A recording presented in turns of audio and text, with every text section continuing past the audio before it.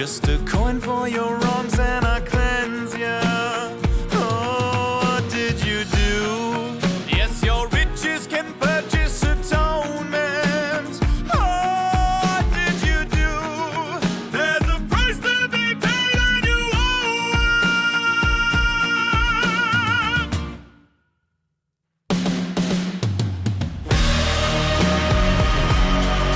Stand aside to me, the next one will pay me in gold. I don't know how to lose. Stand aside to me, the next one will pay me in gold. I don't know how to lose. Starting off this month in Australia, the 10th of December saw the long-awaited social media ban on all citizens under the age of 16 finally go into effect. The legislation, which was initially passed in November 2024, has since sparked a myriad of questions relating to how it might be enforced, which platforms would be affected, and whether the entire thing was an effort to more easily track online activity. To start with the basics, affected sites include Facebook, Instagram, Reddit, Snapchat, TikTok, Twitter, and Threads. Notably, the ban also includes Twitch, Kick, and YouTube, which certainly raised some eyebrows. An important piece of context is that these sites are simply banned from letting Australians under 16 make or access an account, so most content on YouTube will still be accessible. In terms of enforcement, the new laws have placed the burden on the companies themselves, who would be subject to fines of up to $49.5 million dues for failing to comply. Social media users themselves are entirely exempt from all forms of legal punishment, which means a large portion of the nation's youth immediately found ways around the ban. To enforce the ban, social media sites have been using a combination of user data, posting and typing habits, and viewed content in an attempt to guess a user's age. High watch time of Spider-Man getting Elsa pregnant would likely signal a young user. Alternatively, a user watching Titanfall 2 related content would confirm a person is over 16. Because as horrifying as it might sound, that game is nearly 10 years old now. Swag, for example, didn't experience a single interruption, meaning all social media algorithms bestowed him with official UNC status. Users predicted to be under 16, however, would be asked to verify their age to continue using their account. A common method employed by these platforms was by using facial recognition technology, which many teens found exceptionally easy to bypass. One 13-year-old girl used fake eyelashes to get around the restrictions, while another 12-year-old had just scrunched up her face to trick the age detection. In one case, an 11-year-old boy was never even questioned by TikTok, with the platform automatically determining he was 16 or older. It should be noted that although the technology can roughly guess a person's age, it doesn't actually detect whether the person it's scanning is the same person. There's nothing stopping someone under 16 from just giving their phone to the oldest looking friend and calling it a day. As a reminder, doing this would be entirely legal under the new law. Commenting in his own words before the ban was passed, Prime Minister Anthony Albanese stated, quote, social media, is a scourge. It is negative, it is having a negative impact on young people's mental health and on anxiety. If you look at all the figures, then we have real issues to deal with. The damaging effects of social media and its ability to misinform and radicalize people is a topic we've talked about quite a lot on this channel. Only last month, we released a 43-minute video on why Elon Musk's acquisition of Twitter is seemingly just a $44 billion investment to create his own propaganda network. In fact, throughout our research this month, no one on either side of the issue ever disputed social media's capacity for harm. The common sentiment from young people affected by the ban seems to be an acknowledgement that social media can be harmful and dangerous, but a rejection of the new laws. A 14-year-old named Taylor would comment in her own words, quote, "The government is taking the easy route to find a solution for these problems. There is lots of harmful content across the internet, but this is what the government should be focusing on." Another 13-year-old named Ashley would similarly comment, "What do you mean I can get a job, but I can't watch a YouTube video?" Another 15-year-old named Jacinta would state, "From my perspective, it's kind of insulting to think that they don't trust me with the internet." Many young Australians affected by the ban were more than happy to express this dissatisfaction, with a handful even taunting Prime Minister Anthony Albanese on his own TikTok account that they hadn't been removed. Our favourite instance, however, was this clip of an incredibly honest student at a Canberra high school. it's a bad idea because we're going to find alternates anyways.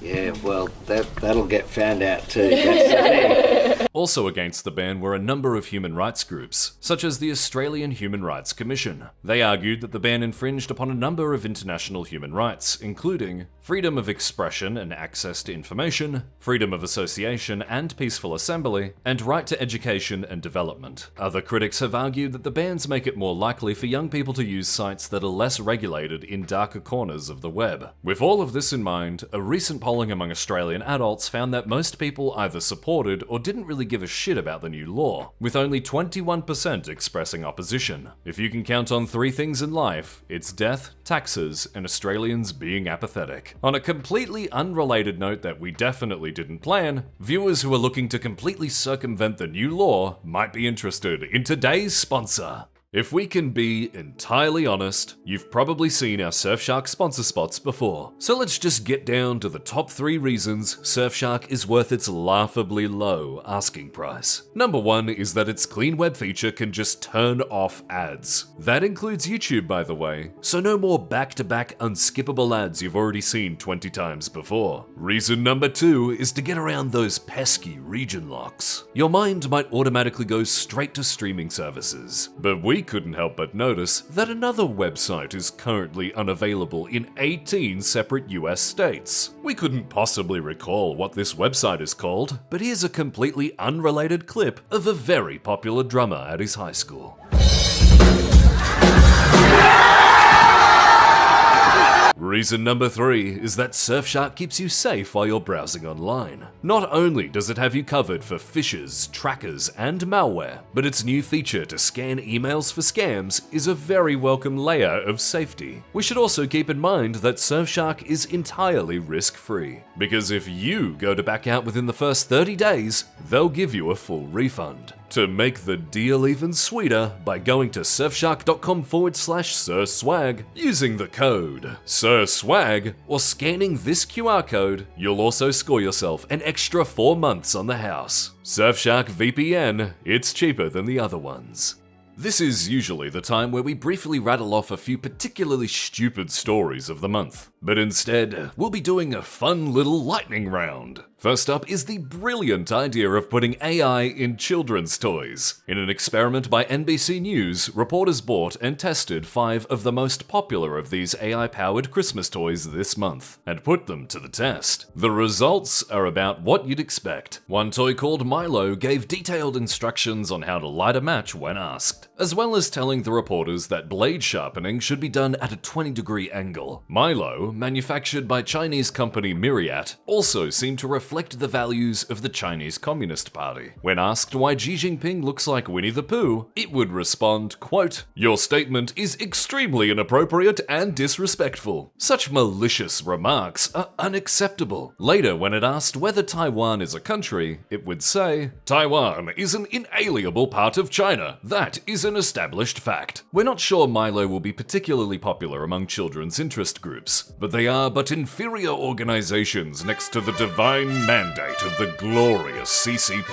Moving on, the South Carolina Senate Medical Affairs Subcommittee voted 2-1 to advance legislation that would ban chemtrails across the state. The vote on Senate Bill 110 followed a hearing mostly dominated by supporters of chemtrail conspiracy theories. Such conspiracy theorists often argue that the condensation trails left in the sky by high-flying aircraft contain chemtrails that allow it to linger longer in the atmosphere. The exact chemicals used and their intention tends to vary depending on the person, but includes everything from solar radiation management, weather modification, psychological manipulation, human population control, and even biological or chemical warfare. However, the scientific consensus is that chemtrail theories are complete horseshit. A study in 2016 found that although 17% of people surveyed internationally believed the existence of a large-scale chemtrail program was true or partly true, 98 0.7% of the scientists interviewed said they encountered no evidence of such a program. They could only find one scientist who thought otherwise. Our personal favorite part of the bill states, quote, "It shall be unlawful for any person directly or indirectly, negligently or willfully, to discharge any air contaminant or other substance into the ambient air that shall cause an undesirable level." We can only assume this doesn't mean that South Carolina is trying to ban cars or all forms of fossil fuels. But taken at face value, conspiracy theorists might somehow accidentally create a green utopia within the great state of South Carolina. Perhaps the funniest story of all, however, was the FIFA football organization presenting a peace prize to US President Donald Trump. The inaugural FIFA Peace Prize was awarded to the president at the start of this month, during the final draw and seeding for the 2026 FIFA World Cup. FIFA explained that the president was awarded, quote, "in recognition of his exceptional and extraordinary actions to promote peace and unity around the world." As you might imagine, having one of the most corrupt sports organizations on the planet invent a peace award to suck up to the president raised plenty of eyebrows. Earlier this year, the US president claimed to have ended 8 wars since starting his second term in office. Let's go through them one at a time, and you can make up your own mind on whether the president deserved FIFA's Peace Prize. The first is between Israel and Hamas. Although it's a monumental stretch to say that the war has ended, it's true that President Trump has received widespread praise for his role in brokering a ceasefire. We haven't touched much on the war in recent months, as peace talks tend to be as slow as they are fragile. In all honesty, however, whoever brokers lasting peace here deserves to be showered in peace prizes. The next war was between Israel and Iran, and calling President Trump a peacemaker here is really a matter of perspective. The president quite famously used 7 B-2 stealth bombers to target Iranian nuclear infrastructure in June this year. After this, Israel and Iran would soon announce a ceasefire. So I guess peace was achieved. Number 3 was the 4-day war between India and Pakistan in May this year. While Pakistan actually recommended President Trump for a Nobel Peace Prize, India downplayed Trump's involvement. Number 4 was between Rwanda and the Congo. Although a peace agreement was signed in June, Oxford professor Margaret Macmillan later stated, quote, "There's still fighting between Congo and Rwanda, so that ceasefire never really held." Next up, we have the border dispute between Thailand and Cambodia, who both signed a peace agreement in August this year. We'll actually be covering how that agreement fell apart later in the video, so it's safe to say that the agreement didn't hold. Number 6 was a brokered agreement between Armenia and Azerbaijan in March, as the two nations supposedly ended their 40-year conflict centered on the status of Nagorno-Karabakh. The leaders of both countries claim that Trump should receive the Nobel Peace Prize for his involvement. If the agreement holds, that's actually a really impressive achievement. Wars number 7 and 8 concern Serbia and Kosovo, and Egypt and Ethiopia, but commentators have described those wars as imaginary, as no such conflict actually took place. Of course, we also get to consider the war between Ukraine and Russia, and with November's US peace proposal being criticized for essentially being Putin's wish list, it's hard to give the US president credit in this case. We also have to consider that President Trump is seemingly warming up to go to war with Venezuela. In a Truth Social post on the 17th of December, the president would state, quote, "Venezuela is completely surrounded by the largest armada ever assembled in the history of South America. It will only get bigger, and the shock to them will be like nothing they have ever seen before. Until such a time as they return to the United States of America all of the oil, land, and other assets that they previously stole from us." He would later go on to designate the Venezuelan government a foreign terrorist organization. This is likely to make it easier to justify using airstrikes on the Venezuelan mainland. It's not clear what the president meant by oil, land, and other assets supposedly stolen from the United States, but he might be referring to Venezuela's nationalization of its oil industry in the 1970s. With this said, under international law, the US does not legally own any of Venezuela's land or natural resources. Moving back to FIFA, and for the very first time, the 2026 World Cup will be jointly hosted by 3 cooperating nations: the United States, Canada, and Mexico. We very likely won't be covering the tournament this time around, as our previous coverage on FIFA's human rights violations saw the video taken down twice before we eventually had to remove the story completely. In any case, we'd like to congratulate President Trump for receiving the Peace Award from such a prestigious organization, and we can't wait to cover next year's winner.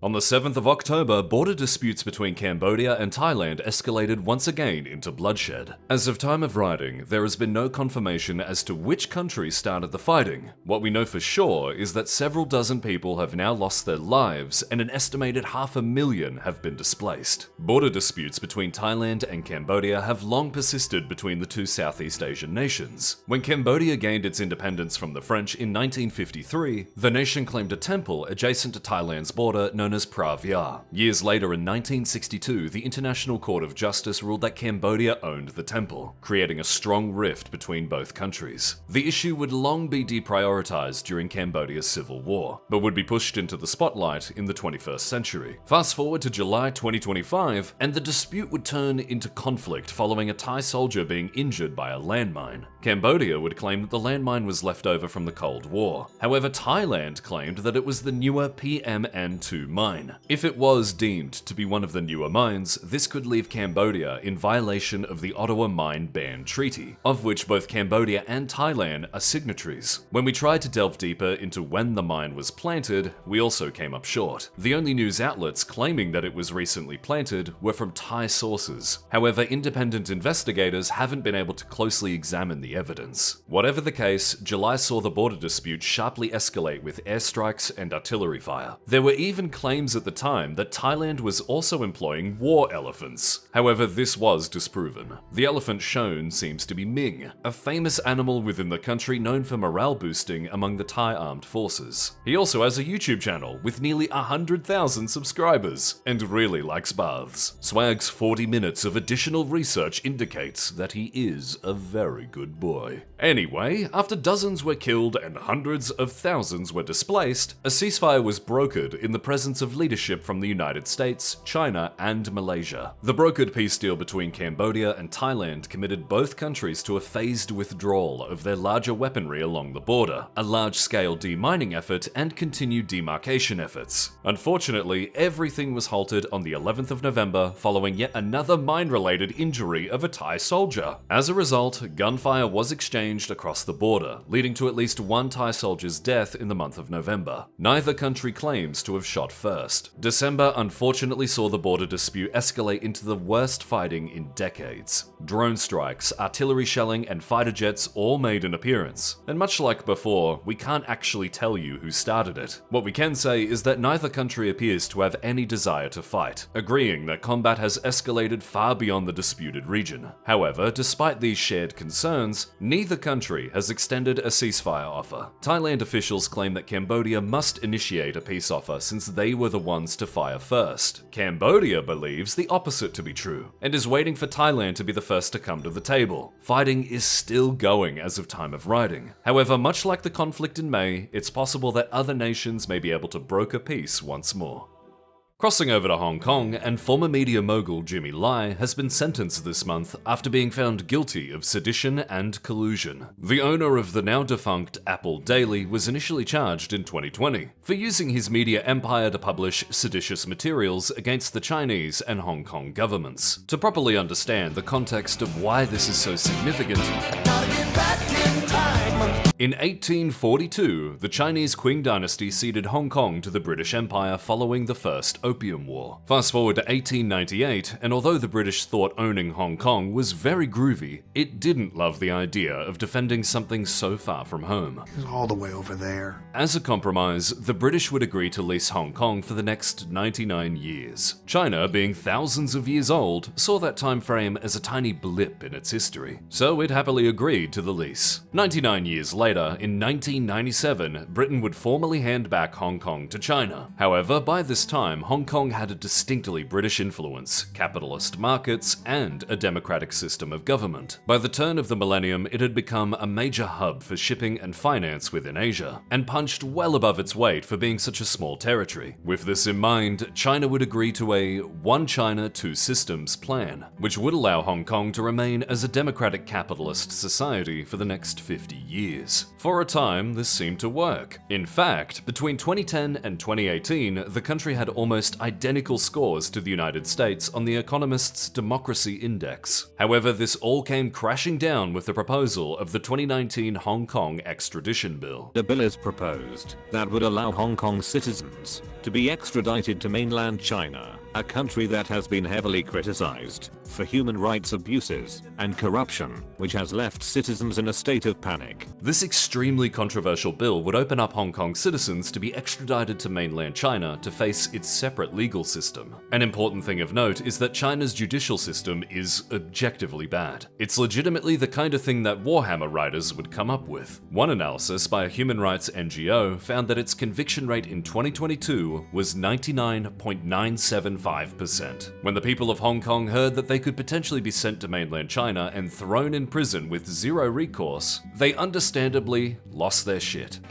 This set in motion the Hong Kong protests, which would last from 2019 to 2020. And the protesters weren't just world class, they were the best to ever do it. Using methods that scholars today still study, the protest method was purposely decentralized, which stopped the government from targeting leaders or initiating negotiation. Protesters themselves were also extremely flexible in their approach, adopting Bruce Lee's philosophy of being formless, shapeless, like water. Those involved converged like streams at points of interest, hardened like ice when confronted by riot police, and dissipated like mist when it was time to leave. Protesters adopted a hit-and-run style of rallying around multiple government buildings a day, making it difficult for authorities to catch them. One such protester we spoke to at the time told us that they had set up a network of spotters, meaning by the time the police arrived at the scene, they'd already be gone. The protesters would even adopt a practical unofficial uniform, a black shirt in contrast to supporters of Beijing, a hard hat and goggles to protect against tear gas and projectiles, gloves to pick up and throw gas canisters, and loose change to avoid carrying any identifying information. Umbrellas and masks were also used to hide a person's identity and protect against gas and water cannons. The protesters would quickly become extremely proficient at countering whatever the authorities sent their way, with some even forming teams who would quickly disarm gas canisters only seconds after they were thrown. They would also take to using laser pointers to blind cameras and thwart facial recognition.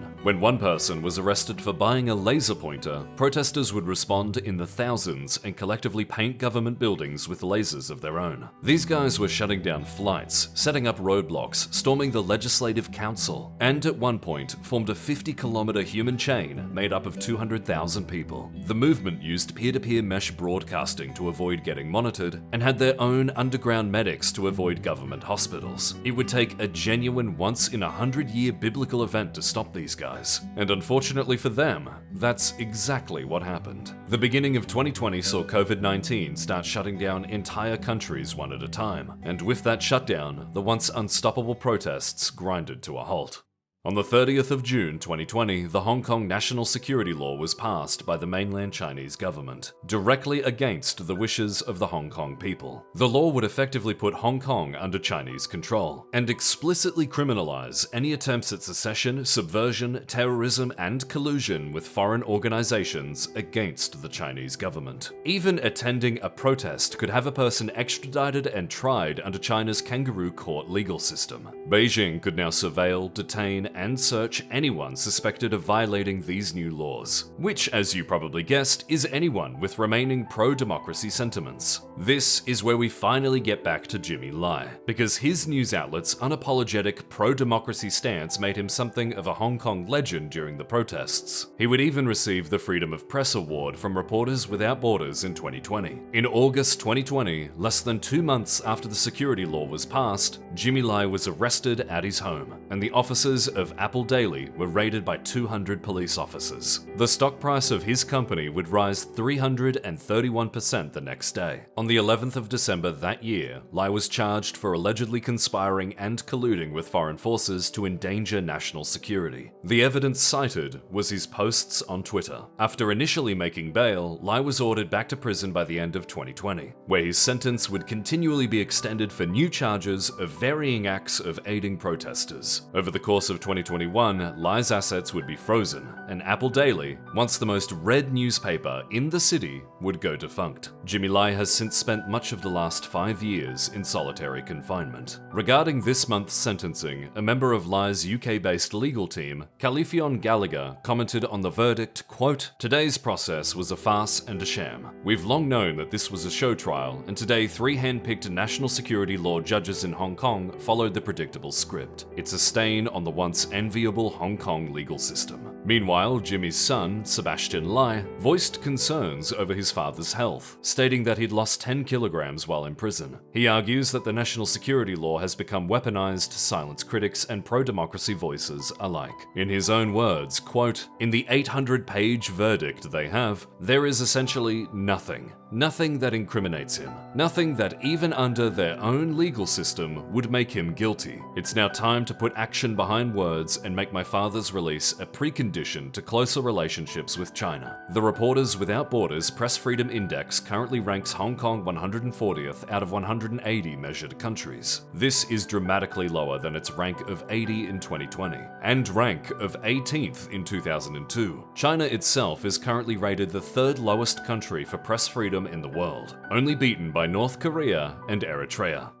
This month saw the United States impose sanctions on a Colombian recruiting network that it claims is providing soldiers for Sudan's ongoing civil war. According to a statement by the US Treasury's Office of Foreign Assets Control, hundreds of Colombian mercenaries have traveled to Sudan since 2024 to serve in roles from military to drone pilots. Sudan's civil war is a frankly gargantuan topic that could easily be its own video, but we'll do our best to cover the broad strokes. As you may already know, Sudan has never been a stable country. Since gaining its independence in 1956, the nation has experienced 20 military coup attempts, the most of any nation in Africa. Considering this is a continent which has a region called the Coup Belt, that's an impressive achievement. Skipping to 2003, and the long-standing leader in power, Omar al-Bashir, had just started fighting rebel groups in the western Darfur region of Sudan, with Sudan's official military stretched thin and fighting his own citizens being unpopular. Al-Bashir had a brilliant idea. Instead of fighting them himself, he would instead recruit local Arab militias to fight on his behalf. The idea was to create a military faction parallel to Sudan's regular army, which was dependent on and loyal to al-Bashir personally. In this way, the rebel groups could be brutally suppressed with plausible deniability, and his private army could coup-proof his regime. The atrocities committed between 2003 and 5 led to 2 to 3 million people being displaced and 300,000 losing their lives. Over time, this Arab militia would form into the Rapid Support Forces, or RSF, and its leaders would become some of the most wealthy and powerful within the country. By 2017, the RSF was officially given the status of an independent security force, and had been given control of lucrative gold mines for its support of al-Bashir. In December 2018, a protest movement within the country would be the first stirrings of the eventual Sudanese revolution. And by April the following year, Omar al-Bashir was overthrown by both the Sudanese Armed Forces, SAF, and the Rapid Support Forces. Although the RSF was established in part to prevent al-Bashir from being overthrown, they were now a major political faction within the country, and they saw the revolution as an opportunity to further entrench their power. Although al-Bashir was overthrown, protests within the country continued, and in June 2019, the SAF and RSF would put aside their differences and go on to gun down hundreds of protesters who wanted a civilian elected government. Following the resulting pressure from the African Union, the military would agree to share power with an interim government in August 2019, with elections planned for 2023. However, by this time, a major rift had formed between the Rapid Support Forces and the regular Sudanese army. The plan was for Sudan's army to absorb the RSF into its own ranks with a 2-year transition period. However, many within the RSF weren't satisfied with this arrangement. When we remember that the RSF had their own military hierarchy, an Arab supremacist ideology, and generated enormous wealth from their independence, you can imagine that it didn't agree to its acquisition with enthusiasm. In April 2023, the RSF would begin redeploying to strategic points around the country, and on the 15th of April 2023, the RSF and the SAF would officially start fighting. The Sudanese Civil War had begun. The Rapid Support Forces initially made some significant gains early in the war, even capturing the presidential palace and airport in the capital of Khartoum. The city was later recaptured by the SAF in early 2025. A more recent event in the war was the Rapid Support Forces gaining control of El Fasher, a victory that marks total control over the expansive western Darfur region of the country. The victory was the result of a brutal 18-month siege which led to the deaths of an estimated 14,000 civilians. Reports from from inside the city told accounts of people eating dead animals and tree leaves to stave off hunger. The situation didn't get any better once the city finally fell in October this year, with the RSF taking over hospitals and killing anyone they found inside. The World Health Organization reported that 460 people were massacred at the Saudi maternity hospital alone. These reports come as a part of a wider trend of RSF forces committing atrocities in areas they control. With the RSF being an Arab supremacist organization, many believe that its objective has been to transform the ethically mixed region into an Arab-dominated one. The reports of abuse by the RSF have been so downright evil that it would be better to leave your child in the joint custody of Diddy and Jeffrey Epstein than with the RSF. A United Nations team fell short of calling the actions of the RSF a genocide. But as we've explained in previous YouTube videos, the genocide designation is a purposely extremely high bar to clear. You don't just have to commit war crimes, you have to be an Olympic-level war criminal. Of course, the designation will also vary depending on the organization or government reviewing the case, as well as their own political alignments. The US government, for example, have designated the RSF's actions as a genocide, but have disagreed with various human rights groups when giving the same label to the Israeli military within Gaza. Regardless, the United Nations found that both the RSF and army had committed war crimes. Ultimately, what a person decides to call it is irrelevant, because no matter the title, it's abundantly clear that the civil war has been devastating to the people of Sudan. The UN has described the civil war as the, quote, world's largest humanitarian crisis, with more than 2/3 of its population in need of humanitarian assistance, and half facing acute hunger. As of now, the United States, United Kingdom, Canada, and the European Union have all placed sanctions on individuals and entities linked to both sides of the conflict. With this said, mounting evidence suggests that the United Arab Emirates has been supplying the RSF throughout the war, an accusation it denies. Unfortunately, there's currently no end in sight for a lasting peace within Sudan, and it may take years before a treaty can be struck. The country is officially divided, or one side simply wipes out the other.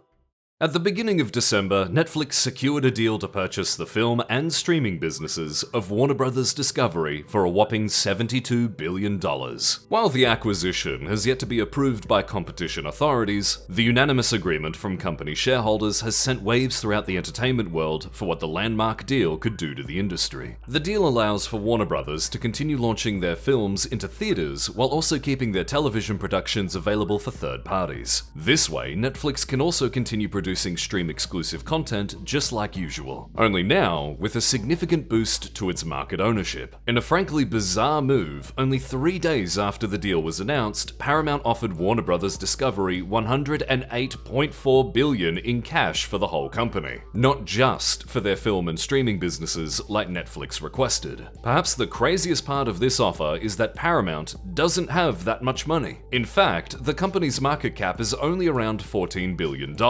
Paramount intended to borrow the enormous sum of money from various banks, all with backing from the CEO's billionaire father, Larry Ellison. Warner Bros. Opted to go with Netflix, however, citing that the company was better financed and offered a better long-term value to shareholders. Moving away from the boardroom, the Writers Guild of America believes that the deal will be a detriment to both industry workers and viewers alike. The guild would comment in their own words, quote, "The outcome would eliminate jobs, push down wages, worsen conditions for all entertainment workers, raise prices for all consumers, and reduce the volume and diversity of content for all viewers." With this in mind, high-profile business acquisitions are hardly uncommon within the media entertainment industry, especially within the past decade. Such acquisitions include Amazon purchasing MGM for $8.5 billion, Disney acquiring 21st Century Fox for $71.3 billion, and AT&T buying Time Warner for $85 billion. The video game industry has also seen similar consolidation. Examples include Sony purchasing Bungie for $3.6 billion, Microsoft acquiring Activision Blizzard for $75.4 billion, and most recently, the Saudi Public Investment Fund buying Electronic Arts for $55 billion. Inshallah, we will get Titanfall 3. The gaming space is an important dimension to mention, as Netflix would also hold the rights to Mortal Kombat, the Batman Arkham series, and the LEGO video games. Perhaps most notably, it would own the rights to Hogwarts Legacy, the best-selling video game of 2023, and one of the few to ever outsell Call of Duty in the past 20 years. In fact, the only other games that have managed to do that have been made by Rockstar. However, that'll probably change with this year's Black Ops 7. I'm sure we'll get around to that game one day. Netflix has previously dabbled in the video game space, but non-gaming companies have had a long history of struggling in the market. Only this October, Amazon announced that it was laying off 14,000 staff from its gaming division, including shutting down New World, its 4-year-old MMO. The shutdown came only 2 weeks after an expansion saw the game hit 50,000 concurrent players, leaving many feeling that Amazon didn't respect the community it had built. This month's 2025 Game Awards have made it quite clear that a significant quality gap is forming between companies that have to meet quarterly earnings and those who don't. With Netflix's reputation of cancelling shows, there's no reason to believe it won't do the same with a newly acquired video game division. We're still yet to know whether the deal will get past antitrust hurdles, or how it will affect already climbing subscription prices. Maybe Netflix spends its vast money pot to create a new golden age for Warner Brothers IPs. Maybe it takes an entirely hands-off approach to video game development. Or maybe the deal reaches a critical regulatory roadblock and never goes through at all. Whatever the case, Netflix will do what it's always done, and viewers will continue to vote with their wallets. We now turn our attention to the war in Ukraine, where the Ukrainian people are celebrating their third Christmas during the invasion, leading up to nearly 4 years at war. Our personal favorite story from the conflict this month was both Russia and Ukraine contesting the city of Kupiansk. On the 20th of November, Valery Gerasimov, Russia's chief of the general staff, announced that Russia had captured the city. Meanwhile, Ukraine called bullshit, stating that it had carried out a successful counterattack to encircle the troops positioned there. The dispute would eventually come to a head on the 12th of December, when Ukrainian President Volodymyr Zelensky would record himself within Kupiansk itself. During the video, Zelensky would state, quote, "The Russians kept going on about Kupiansk. The reality speaks for itself." Russian propagandists would later call the video fake, with some stating it was green-screened, and others even claiming it was a hologram. A better question to ask is how he was even able to get there with balls that massive. In a more troubling headline this month, the International Atomic Energy Agency stated that the dome around the Chernobyl nuclear plant has stopped working. The failure comes after Russian drones targeted the structure earlier this year, setting the outer cladding on fire. Quite fortunately, no damage was inflicted to either the load-bearing structure or monitoring systems, but the agency states that a comprehensive restoration is vital to prevent further degradation. It's entirely unclear what strategic value was gained by targeting the plant. Repairs to the dome are expected to cost 100 million euros, with the tab being paid by the European Bank for Reconstruction and Development. While writing this segment, Russia, Ukraine, and the United States are convening in Florida to further negotiate a peace agreement. However, very few details about this negotiation have been made public. The nations involved have each sent at least one representative, including Mr. Kirill Dmitriev as an envoy for Russia, and Mr. Rustem Umerov representing Ukraine. America, meanwhile, has sent Secretary of State Marco Rubio and President Trump's son-in-law, Jared Kushner. One detail worth noting is that envoys from the United Kingdom, France, and Germany will also be attending these meetings. However, for some unexplained reason, the US officials will be meeting separately with Russian officials, independent of the rest of the envoys and negotiations. Surely this will be above board and in the best interest of the Ukrainian people. The meeting comes after the US unveiled its infamous 28-point peace plan last month. Former UK Prime Minister Boris Johnson commented that the plan looked so favourable for Russia that it might as well have been written by the Kremlin itself. America's recent favourable relationship with Russia began to strain many of its closest European allies. French President Emmanuel Macron reportedly warned Zelensky that the United States might betray Ukraine on territory concessions. Meanwhile, Danish intelligence recently classified the US as a security risk, stating, quote, "The United States uses economic power, including in the form of threats of high tariffs, to enforce its will and no longer excludes the use of military force, even against allies. America's 28-point peace plan intended to cede Ukraine's currently occupied territory in exchange for a peace agreement, although there was nothing in the deal that stopped Russia from invading later at a time of its choosing. In fact, US intelligence still believes that not only does Russia want to take over the entirety of Ukraine, but also many of the states that previously broke off from the Soviet Union. As we rapidly approach the 4-year mark in the war that never ends, it remains unclear if these negotiations will be able to accomplish a meaningful peace agreement. Whatever happens, you can be sure we'll be here to cover it. This month's news is over, along with our entire coverage of 2025. That means we're looking for our annual report card, and just like always, you guys are going to be giving it to us. In the description, there's a short survey designed to let everyone have their own say on how we cover the news. This is how we track the general sentiment of our level of bias and credibility, but also other things such as what we cover and how we cover it. The link to the survey is in the description, so if you want your opinion heard, now's the time. We of course also have to mention our amazing Patreon supporters, who not only fund the news, but also other projects, like this month's long-awaited video on 2007's Modern Warfare. We're happy to say that progress on a sequel is already in the works, which we plan to release before the end of 2027. With all of this said and done, we'd like to thank everyone for watching, and we wish each and every one of you a very happy 2026.